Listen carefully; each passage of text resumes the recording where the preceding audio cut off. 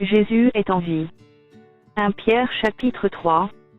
Femmes, soyez de même soumises à vos maris, afin que, si quelques-uns n'obéissent point à la parole, ils soient gagnés sans parole par la conduite de leurs femmes, en voyant votre manière de vivre chaste et réservée. Ayez, non cette parure extérieure qui consiste dans les cheveux tressés, les ornements d'or, ou les habits qu'on revêt. Mais la parure intérieure est cachée dans le cœur, la pureté incorruptible d'un esprit doux et paisible, qui est d'un grand prix devant Dieu. Ainsi se paraient autrefois les saintes femmes qui espéraient en Dieu, soumises à leur mari. Comme Sarah qui obéissait à Abraham et l'appelait son Seigneur. C'est d'elle que vous êtes devenues les filles, en faisant ce qui est bien, sans vous laisser troubler par aucune crainte. Marie, montrez à votre tour de la sagesse dans vos rapports avec vos femmes, comme avec un sexe plus faible, honorez-les, comme devant aussi hériter avec vous de la grâce de la vie. Qu'il en soit ainsi, afin que rien ne vienne faire obstacle à vos prières.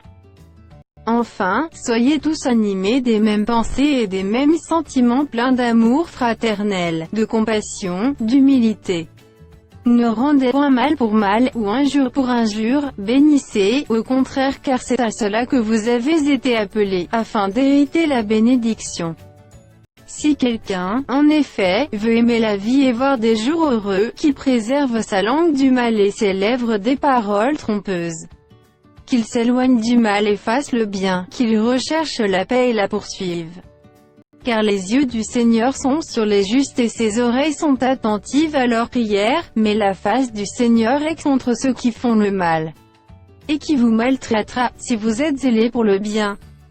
D'ailleurs, quand vous souffririez pour la justice, vous seriez heureux. N'ayez de aucune crainte et ne soyez pas troublés.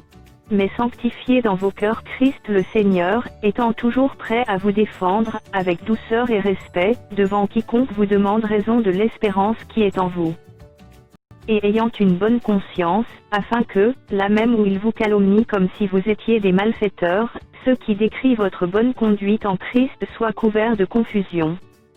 Car il vaut mieux souffrir, si telle est la volonté de Dieu, en faisant le bien qu'en faisant le mal. Christ aussi a souffert une fois pour les péchés, lui juste pour des injustes, afin de nous amener à Dieu, ayant été mis à mort quant à la chair, mais ayant été rendu vivant quant à l'esprit.